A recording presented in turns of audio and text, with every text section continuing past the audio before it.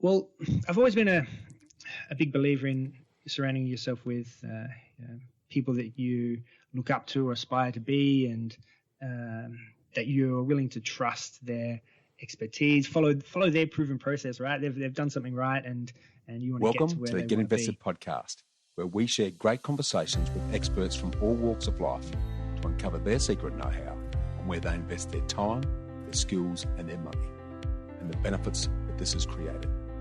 You see, the truth is that everyone invests. Every minute of every day, we're investing our time, our skills, our energy, and our money in something. Some of us are investing consciously, some unconsciously, sometimes for good, sometimes for bad, and sometimes for no impact. Get Invested will help you to start living by design, not by default. I'm going to help you to make it happen, not let it happen. You'll hear the top tips on how you can live with conscious intent so that you can live more, work less, and leave a living legacy by investing now. Listen to the show to discover the top tips on how to get started, make the most of your investment journey, and ultimately to be living your dream, not someone else's. More episodes can be found on iTunes or at bushymartin.com.au/get invested. Thanks for listening, and now let's get invested. Hi, freedom fighters. How are you going to get where you want to be? And what does where even look like to you?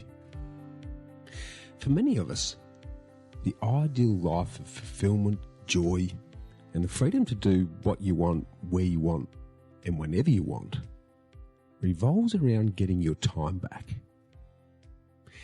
And you can only get your time back if your lifestyle income needs don't rely on your time to produce it. In other words, creating recurring or passive income. It's about investing your time and money now so that you can allow time to grow your wealth, so you can replace your income to get your time back. We need to make time, to use our time, to get our time. This is what I call becoming passive aggressive. About aggressively investing in passive income assets that grow in value over time. It's about becoming what I call an appreciator. Someone who appreciates the double meaning of the word. They appreciate what they have by starting every day with thanks and gratitude. But they also appreciate by investing their time in things that appreciate or grow in value. This appreciating double whammy supercharges your enjoyment of life now and in the future. But the question still remains, how are you going to get there? Now, there's a myriad of pathways and options, and there's just no one size fits all. And this can become extremely complex and confusing, and the end result is that many just don't do anything. They put it off until they have more time, and of course, that never happens. So I continuously find that it's the start that tends to stop most people. And to add to this confusion, there's no one right way. There are multiple ways, and often in combination. And how you're going to get there also depends on you, on where you're at, where you're trying to get to by when, what's your capability to get there, and what's your risk appetite or your sleep at night factor. Now, in my 35 years studying sustainable success, I've found that all of those who have the time freedom to enjoy fulfilling lives do three things really well. Firstly, they generate multiple streams of passive recurring income, not just one. They don't focus or rely just on their job, their career, or their business to generate income. They grow multiple income streams by investing in a combination of businesses, properties, shares and equities, super, and cash. Secondly, they understand that you initially need a consistent work income to be able to grow a wealth income so you can eventually replace your income and reduce how much you have to work so you can get your time back. And thirdly, they give lots of TLC. Now that starts with tender loving care for themselves in terms of developing the right beliefs, expectations and mindset. But it also revolves around a second wealth TLC, appreciating the combined exponential growth impacts of the three universal laws of time, leverage and compounding returns. Yes, that's another TLC. So let's briefly break this wealth TLC down. Firstly, time. Successful investors know that growth and sustainable success takes time, and I'm talking 10 to 20 years. Now, it doesn't matter where you look. Sustainable exponential growth takes an absolute minimum of 10 years, but more often 15 to 20. Now, think about it. It takes 15 to 20 years to grow a shady fruit tree, 15 to 20 years for a baby to become an adult. And it's the same in professional sport, music, learning a profession, in business. Just take Bill Gates with Microsoft or Steve Jobs with Apple. In shares, just look at Warren Buffett. And property. Sustainable success always takes at least 10 and more likely 15 to 20 years. Now, they accept time as their friend instead of their enemy as a result of this. So instead of trying to make it happen in a hurry, they relax, take their time, enjoy the road, knowing that time is working for them and doing most of the heavy lifting. They take the time now to maximise the time they have available to get their time back. And they also know that investment strategies and tactics need to vary over time in line with changing circumstances. They're flexible and adaptable in their approach, so they can optimise and capitalise on varying conditions that occur over time. Secondly, leverage. Now, this is about relying on other people and other people's money to up to 10 times your growth. Successful investors know that growing wealth and passive income is an elite team sport. They become the conductors of their own orchestra by assembling the best instruments and the best independent professional musicians to create and perform their symphony. They also appreciate that sustainable wealth creation is a game of finance. Results are magnified by leveraging and using other people's money, e.g. the banks. Now, this means that you can effectively double the size of your asset you can acquire with a margin loan for shares, or up to 10 times the value of property you can secure by securing a loan. And thirdly, compounding. The final wealth creation component of TLC is the magic law of compounding returns. It's what Albert Einstein famously called the eighth wonder of the world. This is the magic of exponential growth versus normal linear growth. You see, most of us have been taught to think growth occurs in linear steps, 1, 2, 3, 4, 5. But everywhere in nature, growth occurs exponentially, going from 2 to 4 to 8 to 16 to 32 and so on. Now, this makes a massive difference because if I take 30 linear steps, I'll end up about 30 metres away. But if I take 30 exponential steps, I'll be over 1 billion metres away. Now that's 26 times around the planet. It's why we tend to overestimate what we can achieve in the short term, but way underestimate what we can achieve in the long term. And this combined force multiplier of TLC is the magic of long-term property investment as a wealth creation and passive-aggressive income replacement vehicle. It's an appreciator's dream.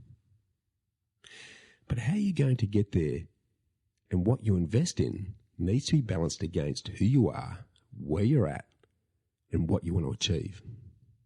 Now, in my case, I'm a very cautious conservative investor. So in my book, The Freedom Formula, I talk about selecting a type of investment and an investment strategy that suits what I call your gear set. So reinforcing the long uphill nature of sustainable investing, if your high-performance investment cycle is the vehicle that will get you to your net worth destination in the quickest, safest and easiest fashion, then you need to assemble your investment gear set. Now, in bike terms, your gear set is a set of gears for transmitting motion for a specific purpose. So you need to choose the best available gear assembly that will easily transmit the power of your upward progress.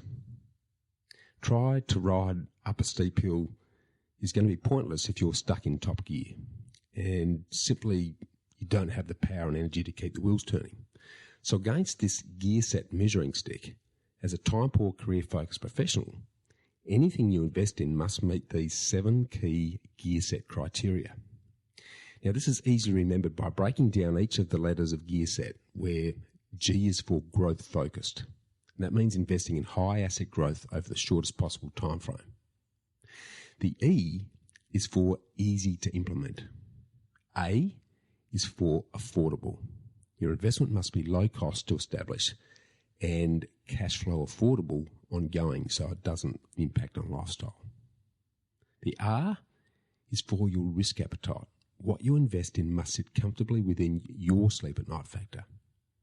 The S is for simple and quick to understand. The E is for equity low. So you use as little of your money and or deposit as possible to secure as big an asset base as possible. And finally, T is for time. That's time efficient and effective. So what you invest in doesn't require much of your time to acquire, manage or monitor, and doesn't create a second part-time job. For example, it should only require about an hour a month plus 2 to 3 hours a year to monitor. So anything you decide to invest in and the way you invest in it needs to satisfy these gear set criteria. That is simple and easy, time effective, low cost and high growth. Meaning you just need to pick investment vehicles that tick these boxes and the job's done. Now for me personally, as a very cautious and conservative investor and an avid appreciator, the vehicle that best combines TLC, that's time, leverage and compounding, with my gear set in Australia is building long-term hold residential rental homes. I adopt a wealth by stealth approach, which is simply about using as little of my own money, leveraging it using other people's expertise and the bank's money, to secure as big an asset base as possible, as quickly as possible, and structured cleverly so that they are affordable as possible, so that our investments don't impact on our lifestyle. And then we get out of the way and let time, the tenants and the tax office grow our wealth, while our professional property team manage them, so that we progressively replace our income so that we can live more, work less, and get on with enjoying life. Now, no rocket science in any of that.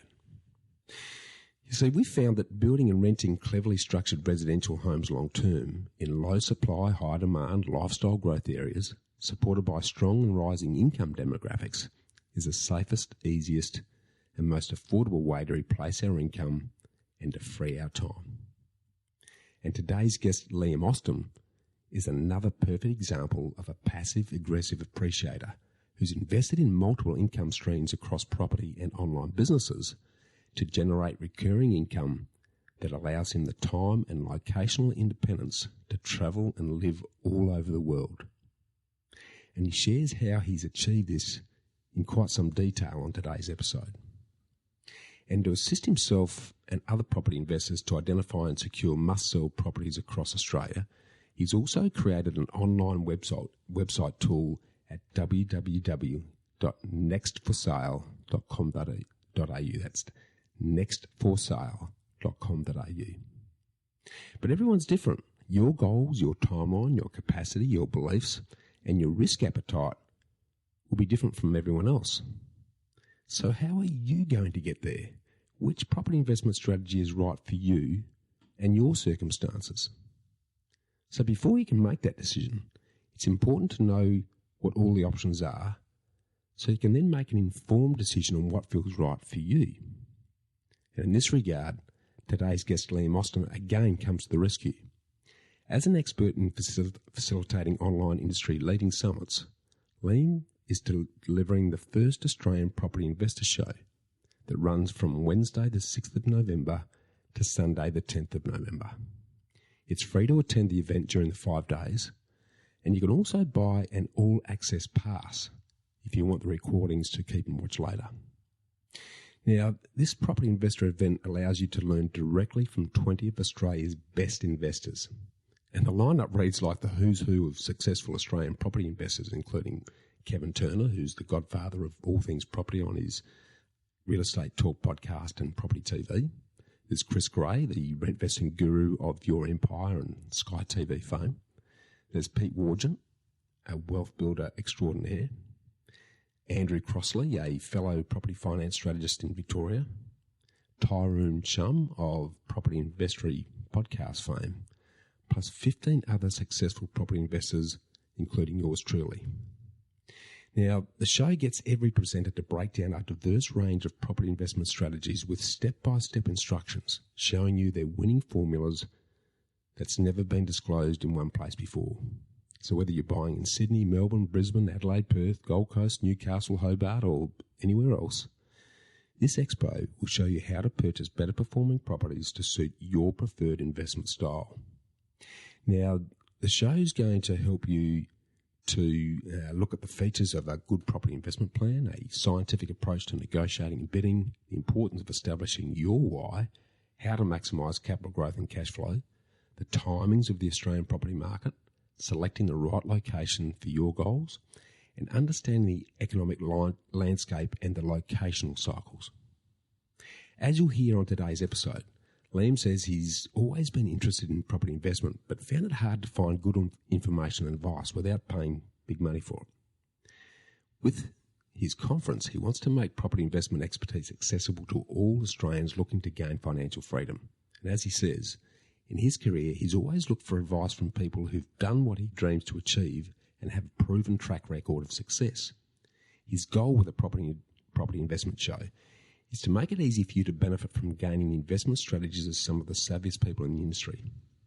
The event will be suitable for first home buyers, first-time investors, and experienced investors alike. The show will make it easy for you to make smart investment decisions and to maximise your returns. And you can see the conference anywhere on a device without leaving the comfort of your own home. So to secure your free ticket, get in quick now by registering at www.propertyinvestmentshow.com.au. That's propertyinvestmentshow.com.au. And if you really want to optimise all of the gold so that you can watch and re-watch each speaker as often as you want forever, as well as getting exclusive access to a presenter Q&A, live panel discussion, meet the speaker session and some network events, just email me at bushy@khgroup.com.au. That's bushy@khgroup.com.au. And I'll be able to organise you a discount off the price of a limited number of all access passes. In the meantime, enjoy this great in-depth lifestyle investment discussion with Liam Austin.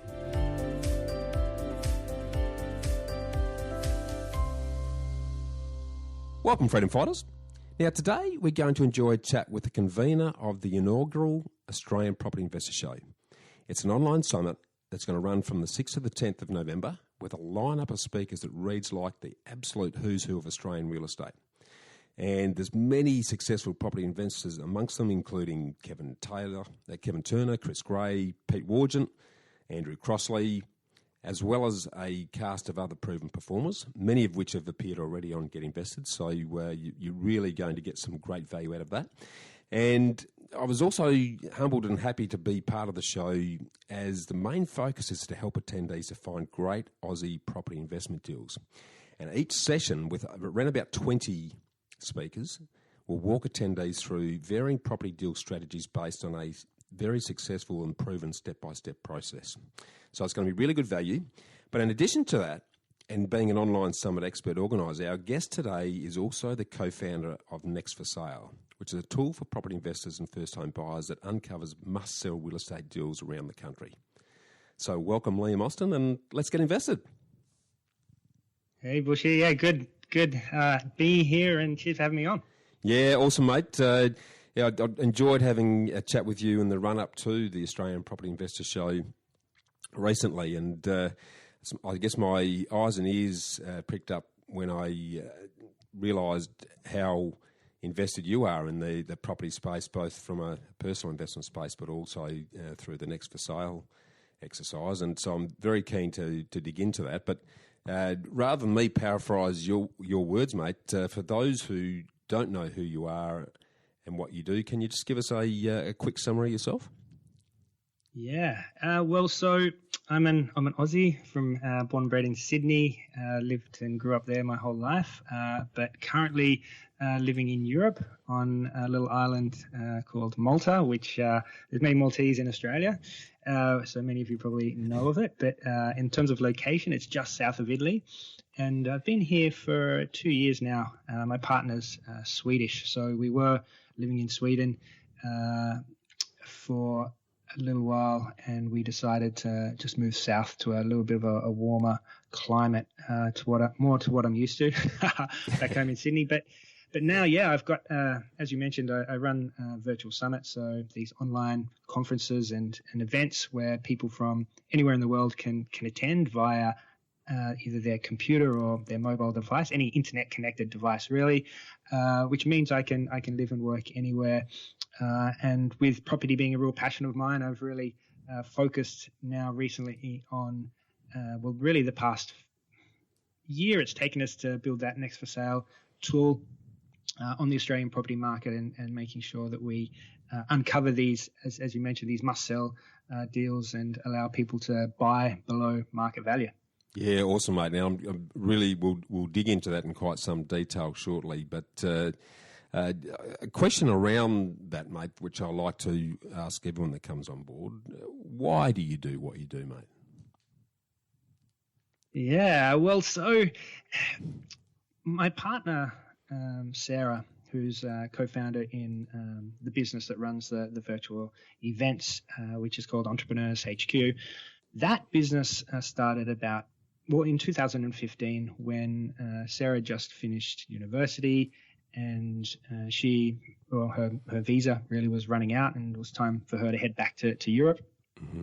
And we were thinking, well, so what's happening here? What are we doing? Are we staying together? Or are we am I going back to Sweden? Right? Like, so there's that big decision that needed to be made. And really, when we were discussing things, it was, well, if we can create an online business, like a passive income stream, then it would allow us to have that, financial freedom to move between, say, Europe and Australia whenever we wanted. So I do have investment properties, but it wasn't really providing enough for both of us in terms of a passive income. So we looked online as a short fix, I suppose, to see if we could bring in enough revenue and money in our pockets to make the decision to, okay, let's, 6 months, give us another year so we can decide, okay, we can make this work. We can live between both countries and see a future together. So that was the motivation, making sure that, we had a relationship, I suppose maybe, you call it love, making sure that love made it through at the end of the day. Yeah, love doesn't put food on the table, does it, mate? But certainly quite innovative in saying, okay, well, we want to be able to live anywhere around the world. Passive income's got to be the way to go. Property is generally more about growth in the early stages anyway, so using the online opportunity that you've both developed together to give you that passive income certainly gives you that location freedom, which is awesome, mate. So great work. So let's wind the clock back a little bit then, if we can, Liam, because I'd love you to share your journey so far, from as far back as you'd like to go in relation to what you decided to invest your time, your energy and your skill in early on. What did you learn from those things? What was motivating you, and how did that get you to where you are today? Can you sort of give us a run through that, please, mate? Yeah, well, the first investment that I made was in property, and I purchased a off-the-plan apartment in Rhodes, which was a brand new development. When I went and looked at it, it was literally just a pile of dirt, but I had a tour of the place, and they showed me all the plans in terms of the shopping centre next door, and the big IKEA, the first IKEA being launched in Australia. So that was a big draw card. Okay. And I didn't necessarily have a huge amount of money to throw at property, but because it was off the plan, I was able to put a deposit down and have pretty much 18 months at the time because I got in quite at the early stage before the completion and when the rest of the money was due. So I knew I had 18 months to come up with that money to pay the rest, as well as, organize the home loan and everything like that. And that deal worked out really well for me early on. And that opportunity when it came up was something that just really pushed me into the Australian addiction to real estate and property, and ever since I've been hooked, really following the markets and seeing how investments, where the capital growth in what locations are doing best, and I purchased another property up on the Central Coast in Toukley not long after, which I probably, in terms of you've probably learned a little bit about me now. I love, the freedom of my lifestyle, to be able to travel anywhere in the world. And, since we started this, since I purchased my properties, really, I've spent a year traveling South America without working, just purely living off some savings, but as well as the rental income from my properties. I've lived in the UK, Spain, Thailand, Sweden, and now Malta. And when I say live, I mean at least for 6 months or more. So the idea of this passive income and having the right investments and the right structure has absolutely been of interest to me. And so I can go into details about how these deals really provided that passive income for me, if you like. Yeah, I would. Before I do that, though, just as a precursor to that, I always ask anyone who's invested in property this question: what interested you in property in the first place? Why did you decide to pursue that off-the-plan property and roads, mate? What informed your decision and got you to that point of going, right, this is for me? Well, I've always been a big believer in surrounding yourself with people that you look up to or aspire to be, and that you're willing to trust their expertise, follow their proven process, right? They've done something right, and you want to get to where they want to be. And in this case, I think I was 22 at the time, and my parents actually came home one day and said, "Oh, we've just put down a deposit on a place in this new development." So I was like, "Oh, really?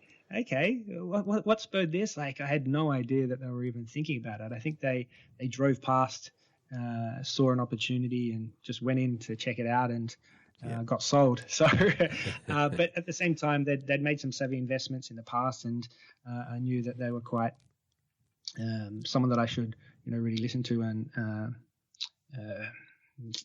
explore this opportunity myself a little bit more. So, So I went over there the next day and spoke to their agents and checked it all out. And so from that, I knew I had some money on the side that I could put towards something, but I was, that age, you might be thinking, okay, upgrade the car or do, spend the money somewhere maybe irresponsibly. Well, not irresponsibly, just have a bit of fun. And I love to, with my lifestyle, I travel the world, of course, and I love to surf and play soccer. So I love all that aspect, but I thought, well, my parents are doing this. Maybe it's a good idea. So explored it, spoke to the agents there, spoke with my parents. And then that's what really spurred me to make the decision that, okay, it's almost like I'm testing the waters here. I can put down a deposit, and then the full kind of amount is due a little bit later on. So for me, that was like a bit of an ease into the property market.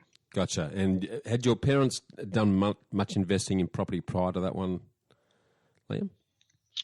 Yeah, so they had a couple of properties at the time, and I knew they'd done well with that. My mum had her own business as well, so I knew that they they were quite financial savvy, and they knew they had some investments as well. I think even before then they'd encouraged me to invest in some shares, and that had worked out quite well, right? So I thought, okay, well, they're going to property now. Maybe I should, follow them there too. Yeah, okay. And your plan when you went into the, I guess I'm assuming, was it an apartment in Rhodes that you bought off the plan? That's right. Yeah, and what was the plan then? Were you thinking about capital growth? Were you thinking about buying it and then selling on completion? Were you thinking about buying it and renting and holding it forever? What was your thinking at the time that you put that deposit down? Well, it was quite clear, actually. Parents were like, okay, well, you buy and you hold, you keep it kind of forever, and make sure that you obviously do all the repayments. But the idea is to get the capital growth going, increase that equity so you can go buy another one. So I was like, okay, I can go buy another one. This is how happening in the first few days. And before that, I had maybe some interest in property, but never really got serious about it. Yeah. So when I realized, okay, this is getting serious, we're actually making and taking a step forward.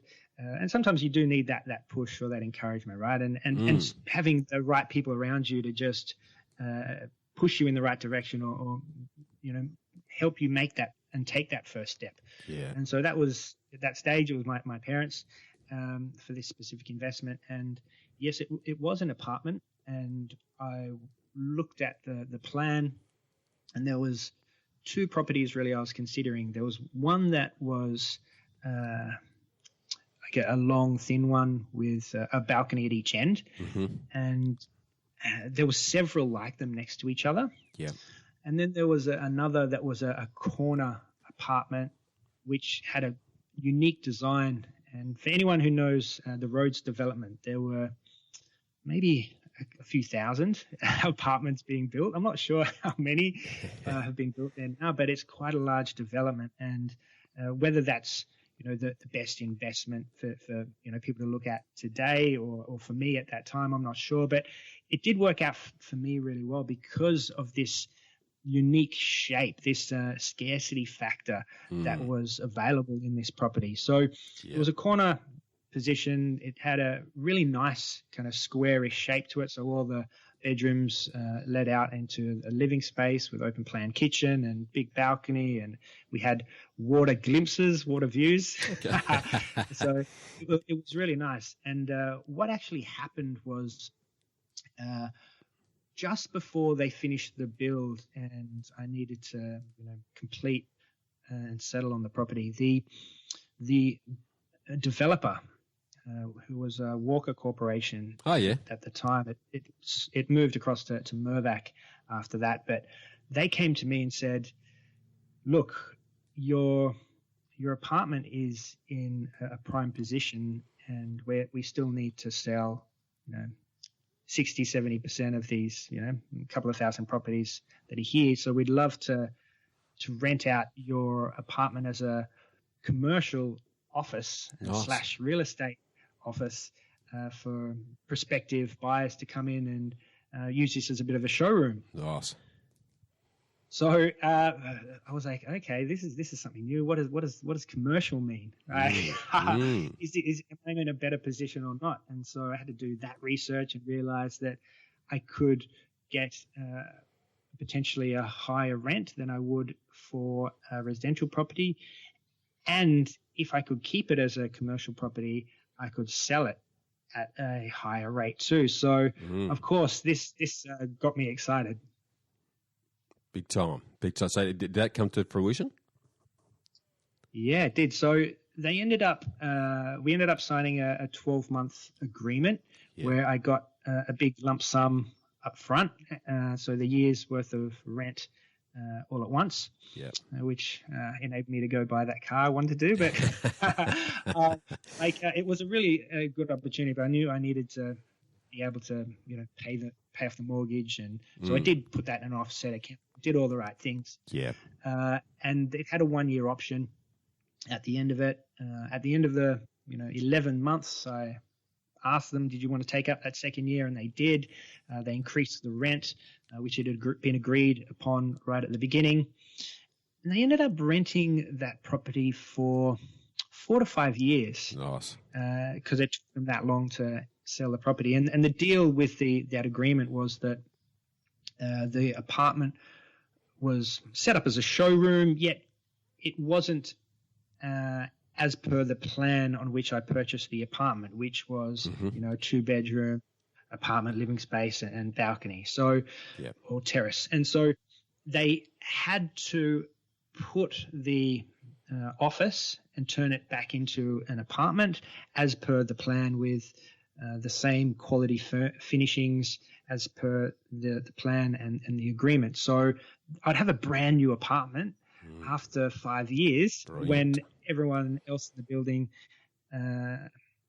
their apartment had aged 5 years, right? So I thought, okay, nice. This is something maybe that's quite unique. It doesn't happen every day. I got lucky, I suppose, but it was about really identifying that property that had these unique attributes. It was, had these features that weren't around in the rest of the apartments, and obviously the location as well. So that really just gave me that knowledge to be looking at this type of property or investments or business opportunities in the future. Well, you mentioned a key word earlier on, that scarcity. It's all about scarcity, there's no question. If you've got something that's in low supply but high demand, and you've got something that's unique and going to stand out from the rest of the crowd, you're putting yourself in a completely different class to every other man and his dog, and woman and his dog. And pretty smart thinking at the tender age of 22, mate. So you picked up some good lessons there, and I guess the bonus of doing that with securing that commercial opportunity, I'm assuming that Walker Corp, and they're very good developers. I've done a fair bit with Walker Corp over the years.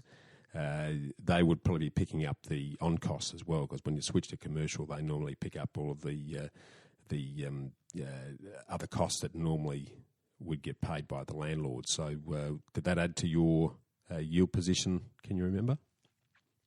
Yeah, they did. They sorted all that out, and I skipped a little bit of the story here, which probably answers that question, which was, this is my first property investment. I lived close by, so I was driving by the location every week or maybe every few days, just checking out the development, seeing how it was going, and I'd noticed that they'd put a set of stairs on my balcony, so giving access to the public to my balcony. And I was like, I'm pretty sure that's not on my plan. Like, what are these? What's this set of stairs going on here? So I went home and kind of told my family about this set of stairs that wasn't on the plan, and I opened up the plan and checked them out, and we started discussing, well, maybe they're going to set this up as an office or a showroom. Like, we got a bit of a feel for maybe there was a sign or something else that I saw through the window that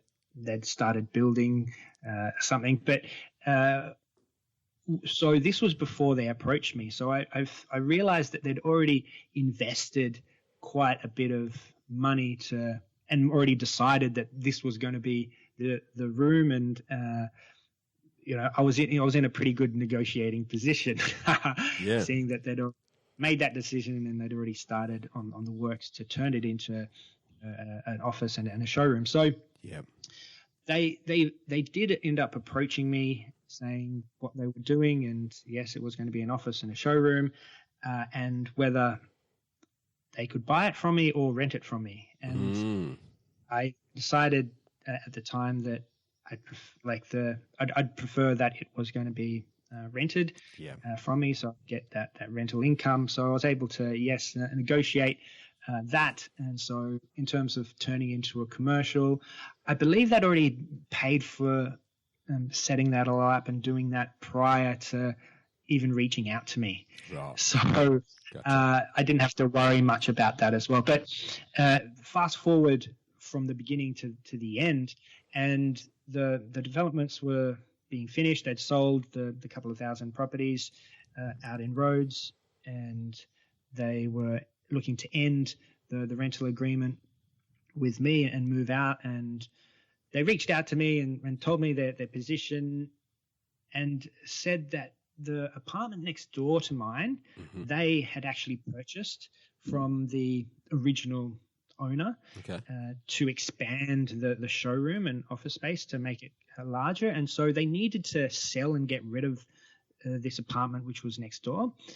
And I feel like the feeling that I was getting from them was that, this development was over. They needed to move on and get rid of these, the property and, my property, situation, to clear that all up and move on to, their bigger other projects and, their other bigger financial opportunities for themselves. So sure, they put me an offer that said, we've got a buyer who's interested in turning our current showroom and your apartment into their own office.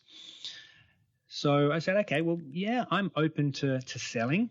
And then eventually spoke with the owner, spoke with who was Mervac, I believe, at the time after they took over from Walker. And we came to an arrangement where I sold it as a commercial property. So I got a little bit more than I would have for my residential apartment, especially considering my the apartment's location as a residential spot didn't have as much appeal as it did obviously as a commercial. So it was in my interest to keep it as commercial and to sell it. And the way it was being positioned was that it was zoned as commercial, and the council had put a temporary commercial arrangement as agreed with Walker 5 years ago when the development first started. This one apartment was going to be zoned commercial out of the whole building. And all the rest were residential. So there was a unique opportunity there that only they could take up. Like if they had have given it back to me, then the council might have said, okay, well, we're going to turn it residential because the temporary permit is expiring. So that deal ended up working out, and I sold it for a good chunk of money, which enabled me to pay off some of the equity pay off some of the loan in the other properties that I purchased up on the Central Coast.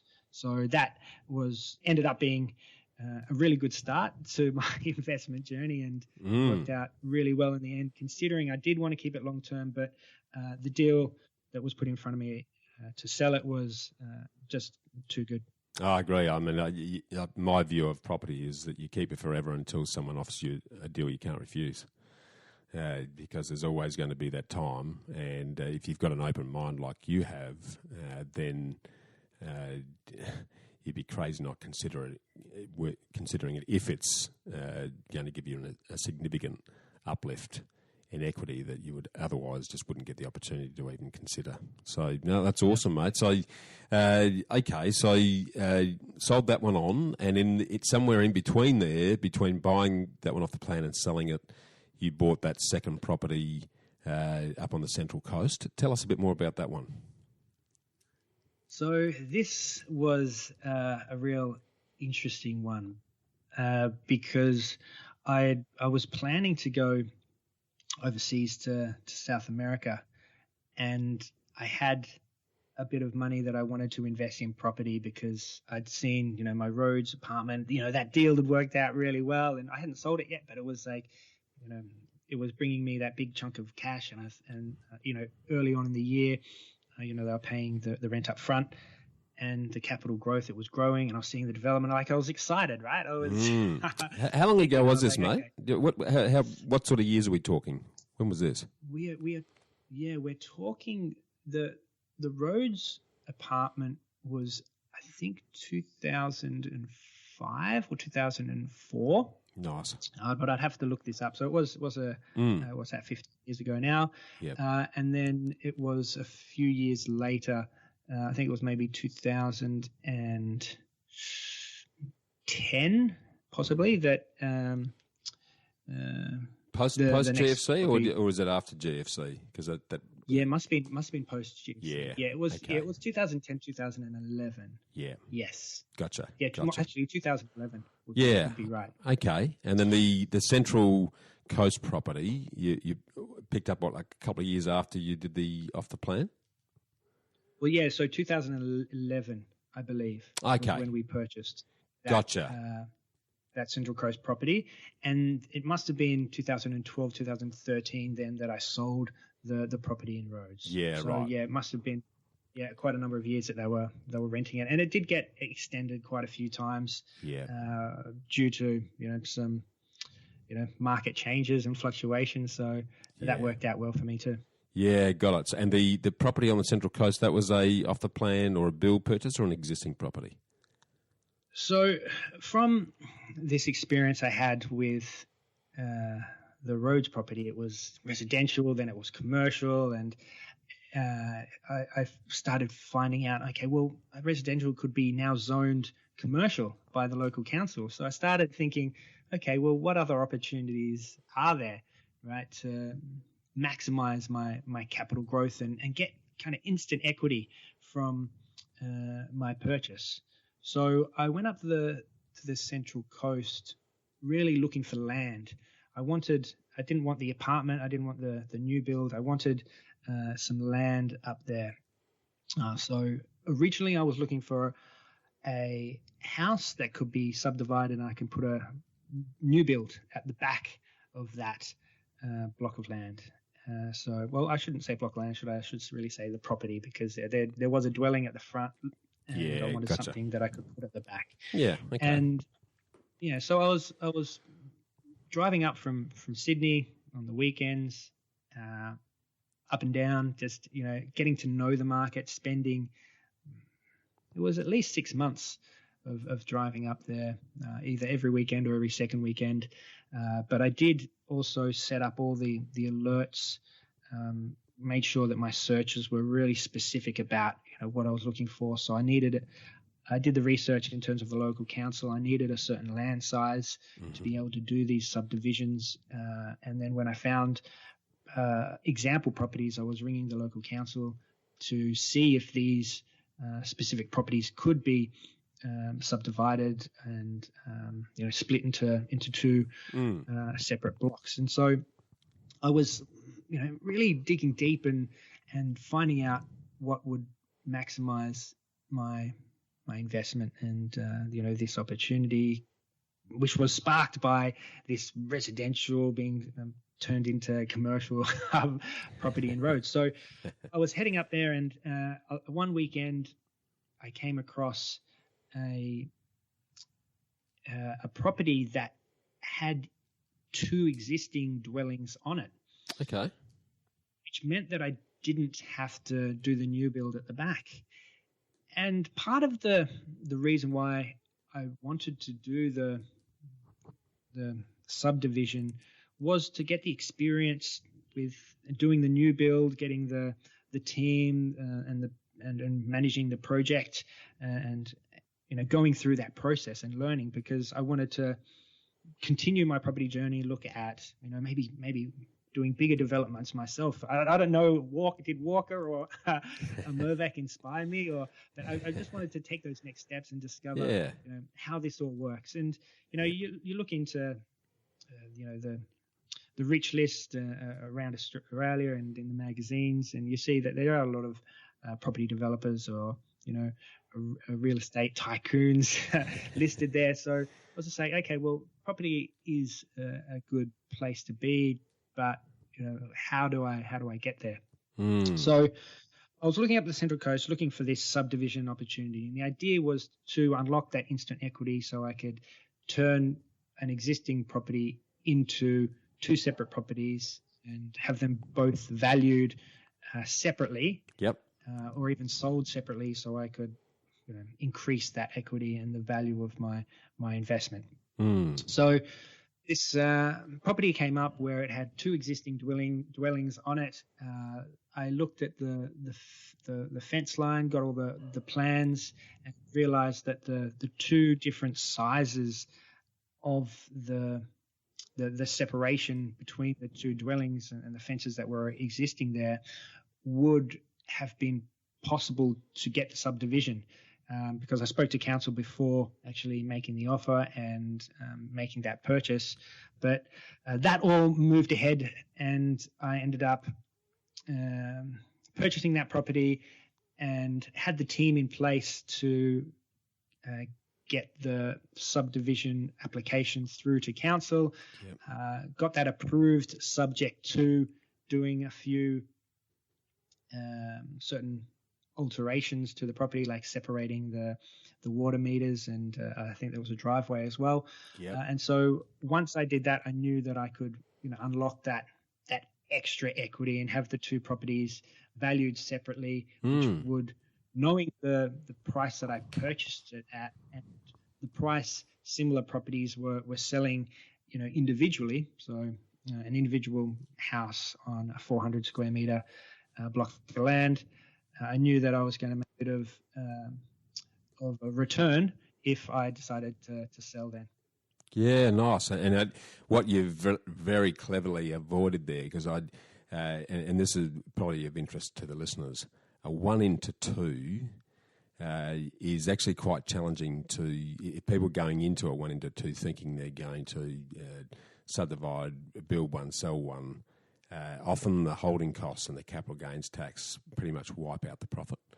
As a long-term hold exercise, a much better way to go, because you've effectively created two income streams.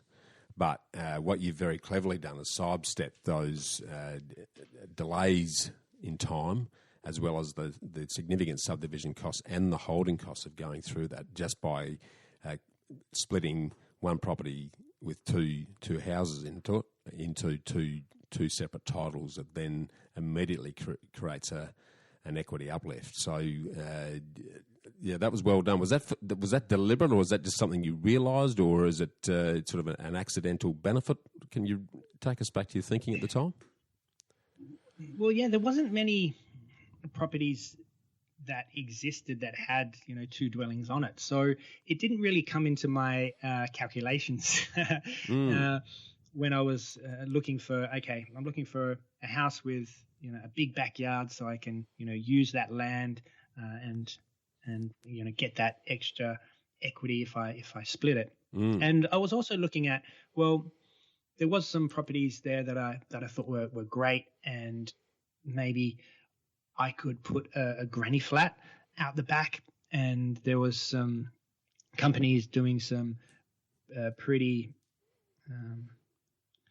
not cheap but inexpensive builds for granny flats specifically. And so I thought, well, this could be a way where I could get this land at the back, and I could maximize the value and maybe increase my rental yield and increase my passive, my income coming in. So I was kind of considering a few different things, knowing that, okay, if I have some land, there's some interesting things I can do here. I'm not going to go and buy an apartment and I'm not going to get that commercial and deal that I got last time. So how can I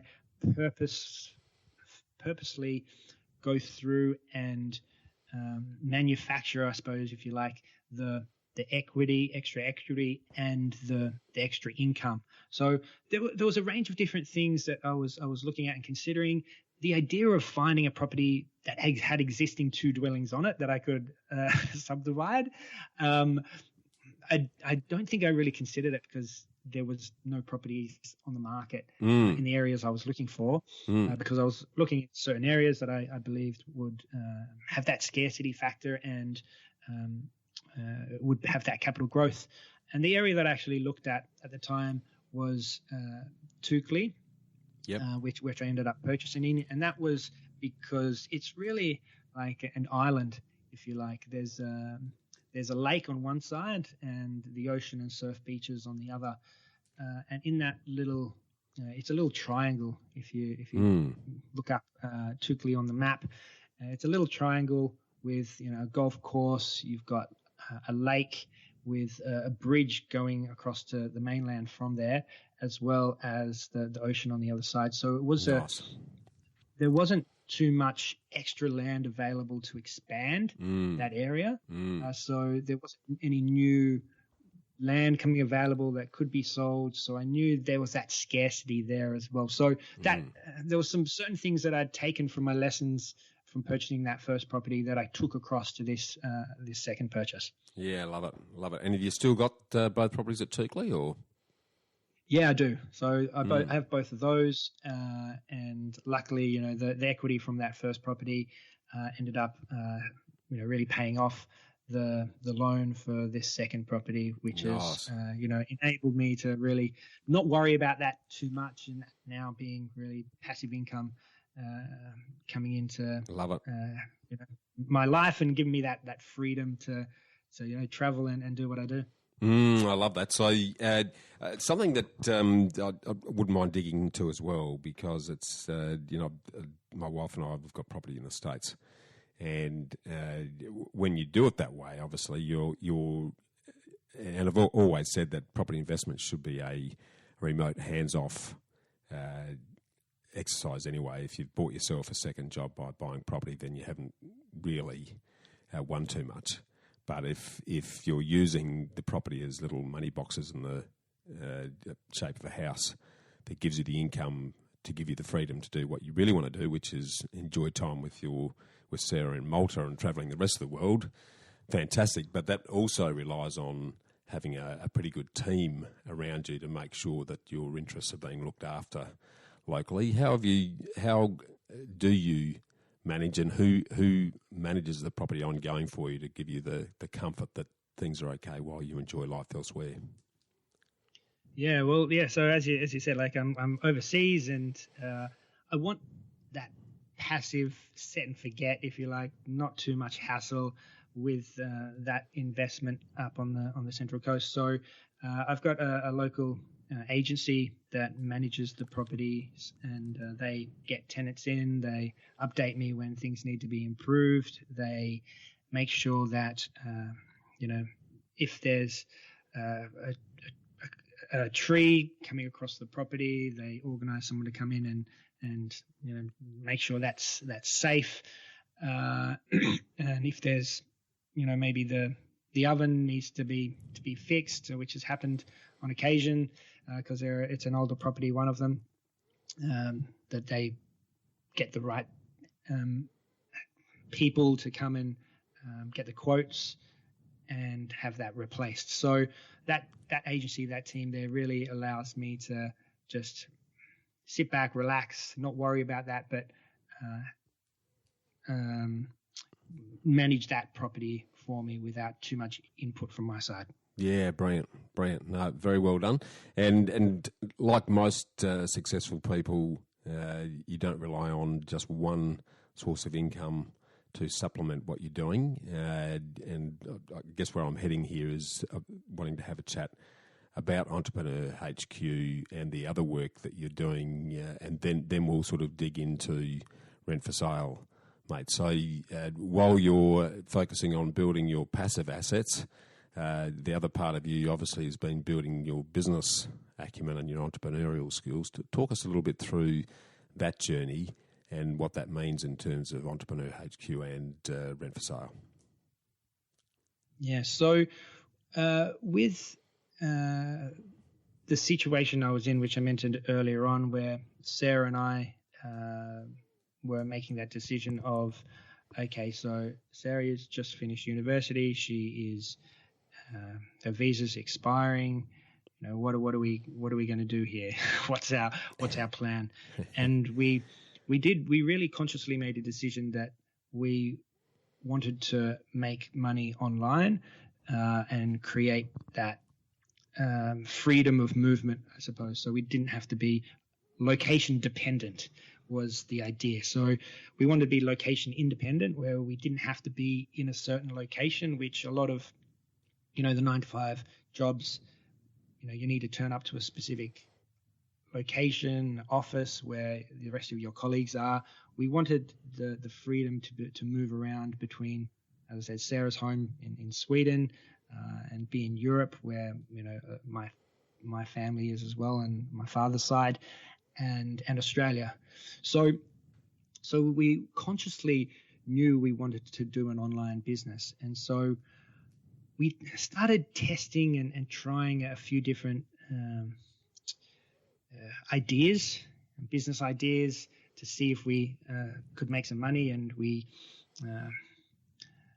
had quite a number of failures, not really working out for us. And personally, before Sarah and I started on this specific decision of creating an online business, I personally had worked in some online businesses. I'd played around with creating my own online business before, and none of them had really worked out. They'd had like glimpses of success, so very much an up and down roller coaster type of ride, but not enough to keep Sarah and I afloat and get that location independence and get that financial freedom. So Sarah and I sat down, and I kind of went through the things that hadn't worked for me. It's okay, we can push those to the side. They aren't going to work, but what could work for us? And so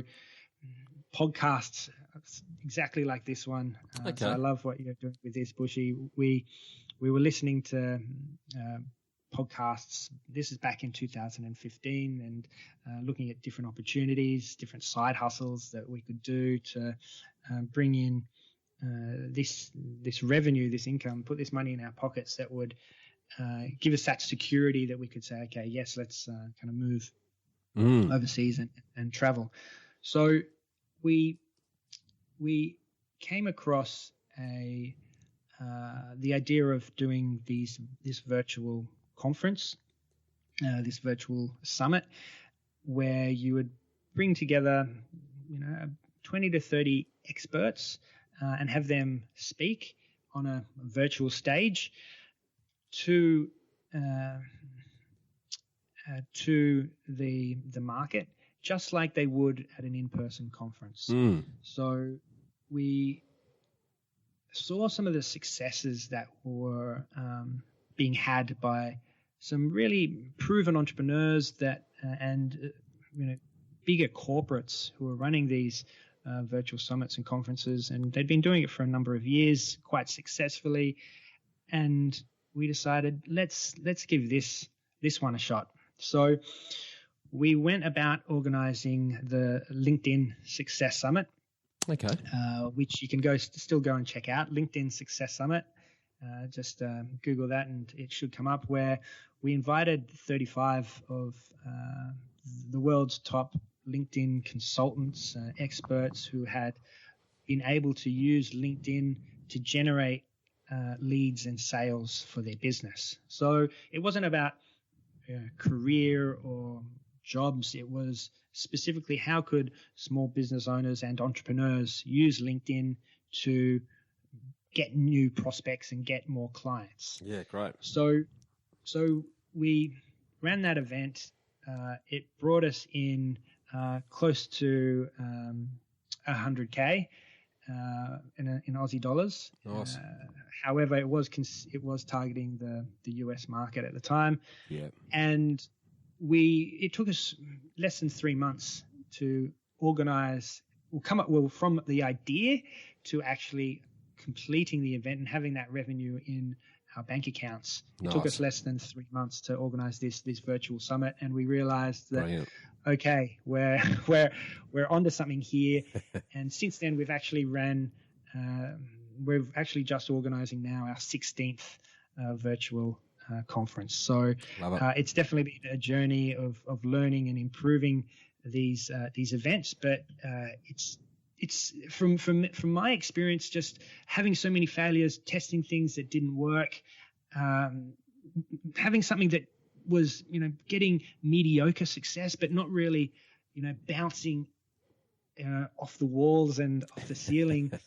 All right, it was this virtual summit that really caught the imagination, I think, of our prospects, of our customers, that brought these new clients into our business, and obviously brought the revenue too, which really is about the idea of an event, an exciting show where all the people were coming together, all the influencers were in a specific market or industry are coming together to share their top thoughts and strategies for generating leads and sales with the marketplace. And when you compare, say, opting in for a conference like this where we offer a free ticket to the event so people can attend for free, and all they need to do is enter their name and email address to get access to the conference, which normally a conference may cost people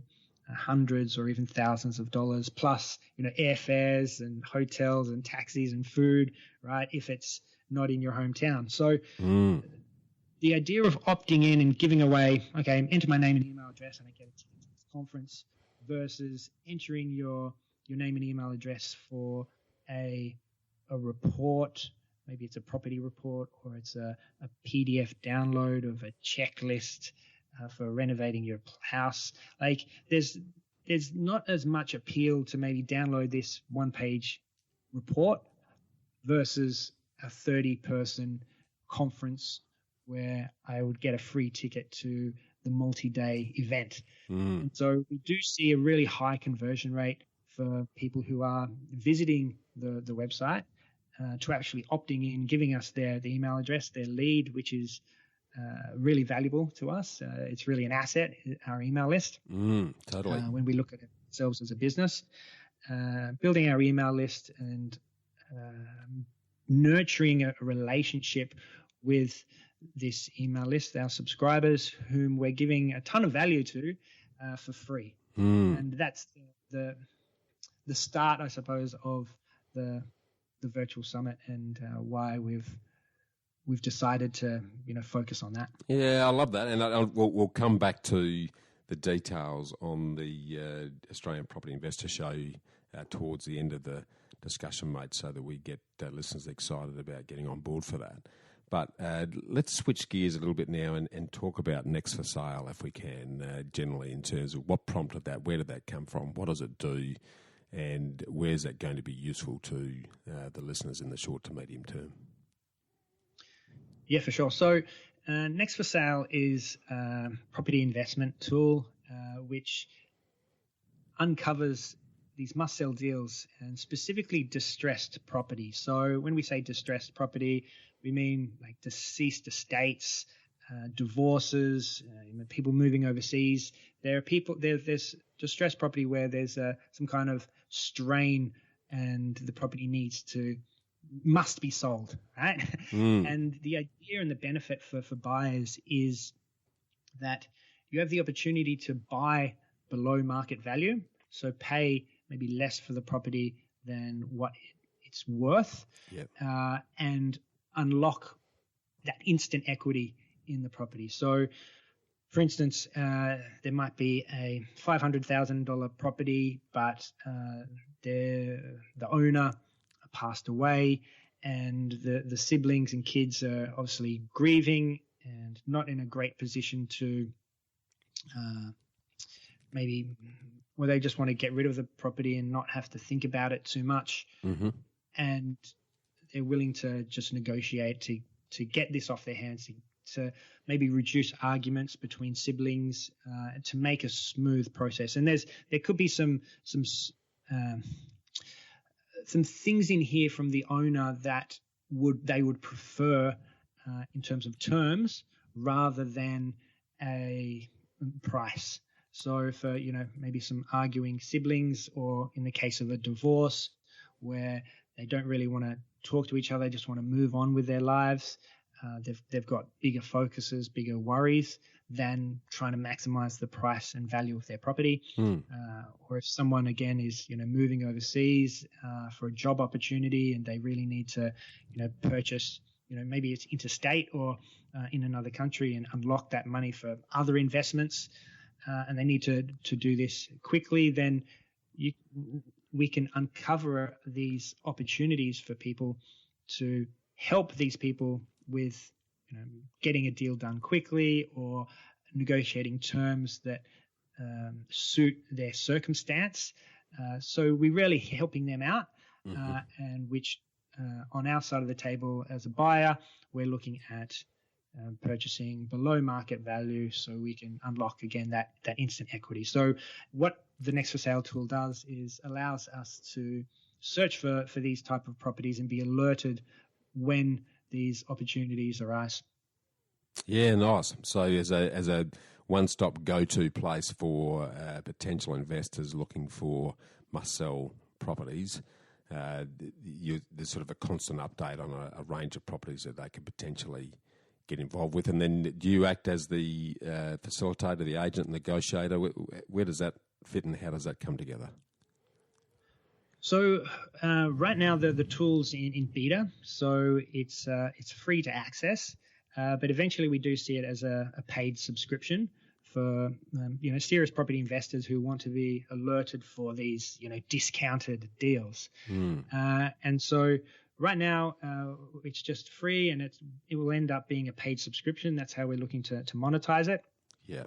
But in terms of when people are being alerted or being shown these properties, there's a few different strategies that are already uploaded to the tool, which allows you to just click on certain strategies, which will identify and bring up a list of properties that match that strategy. So, for instance, price dropped is one of the strategies. So you can look at properties which have been originally listed at, say, $500,000 and have recently, their listing online has been updated. So it's now being advertised at $470 instead of the original $500. So that is one of the strategies you can look at, which properties have dropped in price recently.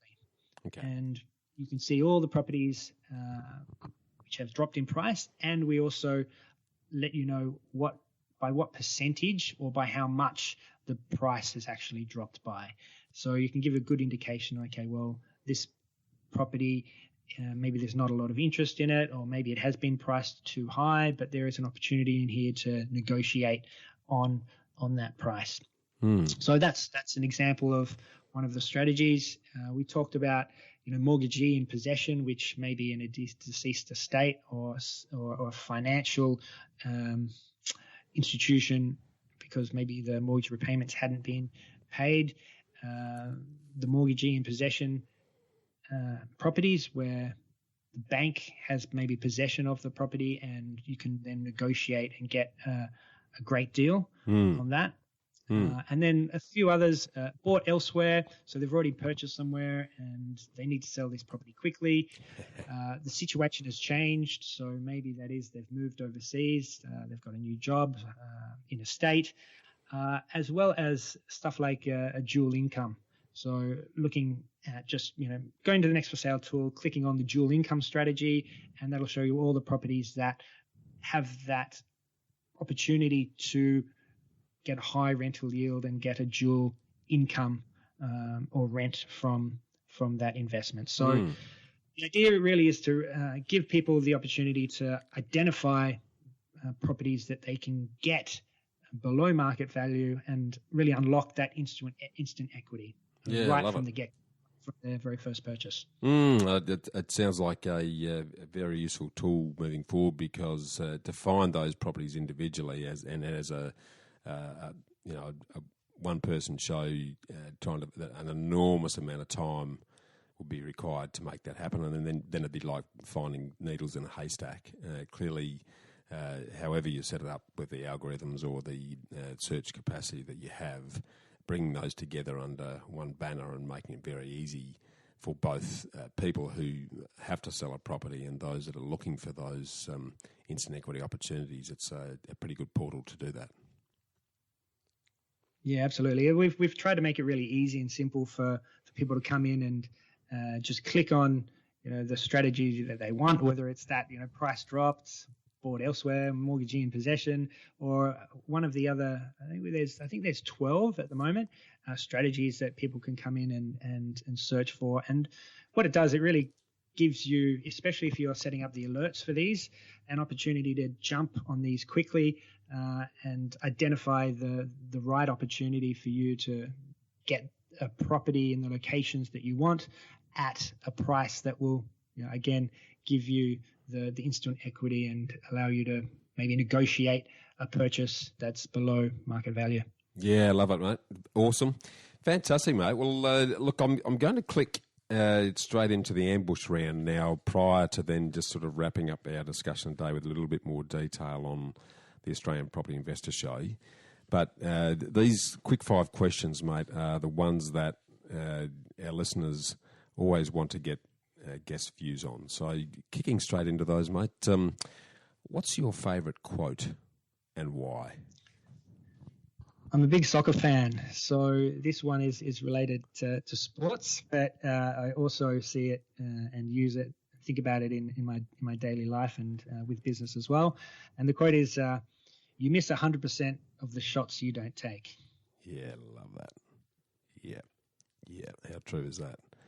Yeah, it's simple but so true, mate. A lot of people talk about it and never get around to it, and then regret not doing it.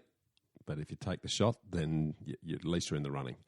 No, I love that. What about on the reading side of things, mate? You've obviously done a fair bit of reading over your time and sound like an avid researcher. But what's the top book that you would recommend listeners have a read of, and why? I think this one's really relevant for this audience. It's by an Australian author as well, and it's called Work Less, Make More by James Schramko. And it's the idea of working less, making more. So how can you reduce your effort in terms of exchanging maybe your hours for dollars and creating the right investments or the right businesses that gives you the passive income or the income and revenue to have financial freedom, to make more money, but to also spend time with your family or spend time doing what's maybe more important for you than work itself. Yeah, love it. That's very much my own philosophy, mate, and it's taken a similar approach based on our own experience in my own book, The Freedom Formula, where it's about not putting life off, but enjoying life today. Spending it with friends, family, and doing the things that you want, but also seeing your assets grow and sustain your income so that you can continue to do that as long as you're healthy enough to do it. So, no, love that. That's awesome. Mate, next one's a tax question, and there's a lot of Aussies who feel they pay too much tax, so you're in a little bit of a different position now given you're currently in Malta. But what's the top thing that you've done to minimise legally the tax that you pay? So for that first investment property, it was the depreciation schedule. So making sure that we would get the tax deductions from those from that new build property. The buy and hold strategy, like the idea of not selling and paying that capital gains tax. I paid a big chunk when I sold the first property, and I don't know whether I want to go through that again. But obviously, if it makes sense, then it makes sense. But those are probably the best. And then, obviously, I have the freedom to move and live wherever Sarah and I want. So right now, yes, we're in Malta, which has a lower tax than Australia. I think Australia really has one of the highest in the world. But soon we'll probably be moving back to Australia and or moving to Sweden, where both are very similar jurisdictions. So those probably altogether are probably the smartest moves we've made. Yeah, no, like it, mate. Good combination there, mate. Sort of swinging back into that investment realm, then, what would you say has been both the worst and the best piece of investment advice that you've received to date? Best investment advice. So I think really starting early, and that opportunity that gave us that was given to me with the Rhodes property really helped set me up to be in the position where I am, 15 years later. So I think starting early. Yeah. The idea of that quote I said before, you miss 100% of the shots you don't take. Just do it. Like at the time, I didn't have the money for the whole deposit that I need to be putting on the property, the 20%. But I had that small amount that got me just into the market. And there was a 18-month, 2-year period before the actual settlement date was due. So I think, just taking that step, taking that leap of faith, obviously with the right advice and doing the right research, but just taking that step forward, I think is so important. So that's the best. In terms of the worst, I'd probably just say the opposite to that, which is, just to sit on your hands, not to do anything, to just think about things and try to time maybe the market. It's better to get in and have the time in the market rather than, try to time the market. Yeah, absolutely. The thing I love about the information age that we're currently in, the access to information that you're helping with things like Next for Sale, is that we no longer just need to focus on our backyards. Australia's a big place, and every location is going through a different part of the cycle. So if we think borderless, then there's no excuse for not getting in at any time. I've always said, like you have, mate, that the best time to buy a next property is today, because it's always too late to wait, but never too late to start. So that's pretty good advice, mate. No, awesome. Now, coming back to you personally, then, what's a personal habit that you feel contributes most to your investment success today? A personal habit, that would be exercising and just staying healthy. I think you've got to, whenever I just spend too much time working or reading or listening to podcasts or just thinking too much about business, investments and finance, it does stress me out quite a lot. So I need to release that. So for me, it's actually just going for a run, going for a surf, and just releasing some of that maybe pent up energy, and also having that time and space away from reading or listening or working, and having that time to just think and put down the screen, put down the mobile phone, and just be by yourself. Yeah, I love that, mate. Awesome. Mate, to bring the questions to a conclusion before we finish on the Property Investor Show, if let's assume that in some years' time yourself and Sarah have a family, and or you've got a close friend who's about to leave school, what advice would you give them in terms of what they should invest their time, energy and money into to achieve their version of freedom? I'll say do a virtual summit. Organize an online conference, and why? I'll just go through quickly, because I've done this for myself successfully for over 16 different online conferences, but I also help others either start a brand new business by hosting their own conference online, or I can help people create and launch their own conference online. So it's something that I've seen work successfully for myself across many different markets, but as well as for my students and clients that I help. And why do I think someone should do this? And you can obviously do this by yourself, where you build your email list, which is a huge asset to you, which you can use in the future to sell and make more money. So you're building their email list. You're building your network of influencers. So you're getting the top influencers in the market that you've chosen to come and speak at your event. So you're building a relationship with those people and giving them a stage to speak on, which they're going to be thankful for. And there's that conversation and relationship you're building there. So the building the email list, building your network of influencers, you're building your authority and trusts, likableness with your audience, right? You're having that authority with your audience so you can go and be seen as a trusted expert in that market.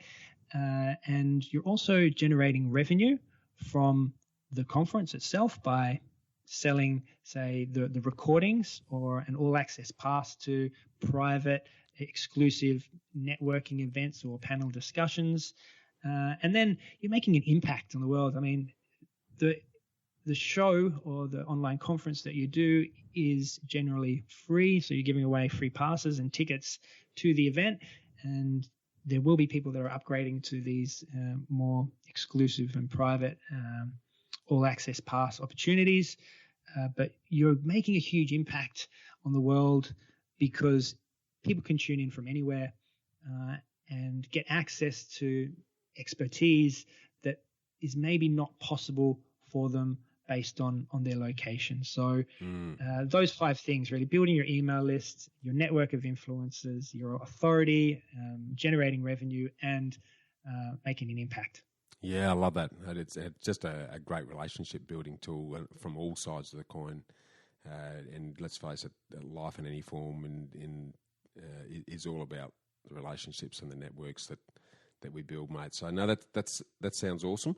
Well, that's a really good entree into just sort of concluding our discussion today with a little bit more detail around the upcoming and exciting Australian Property Investor Show.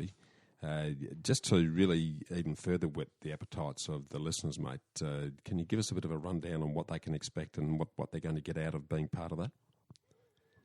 Yeah, so the Australian Property Investment Show is an online conference, a virtual summit where you can attend from anywhere in the world. And I realize there are some maybe Australian expats or investors who want to invest into the Australian market that may be living overseas at the moment. So they don't need to be in Sydney or Melbourne or any other location in Australia to attend and get access to the experts on the ground in Australia by actually attending an in-person conference. We're doing this online virtually, where we have over 20 experts all teaching and sharing their number one strategies for making the best possible property investment deal possible. So each of those 20 speakers come on and speak for 25 to 30 minutes, sharing those strategies. We also have, for people who want to upgrade to the All Access Pass, the private networking opportunities where you get to meet other property investors, the experts and speakers.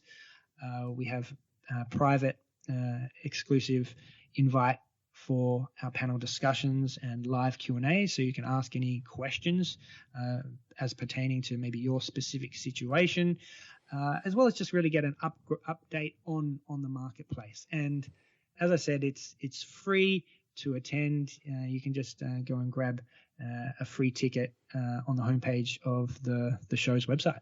Yeah, awesome. And the All Access Pass, what for our listeners, what would that cost them to have the real benefit then of doing interactive exercises with the speakers and some of those panel discussions you mentioned?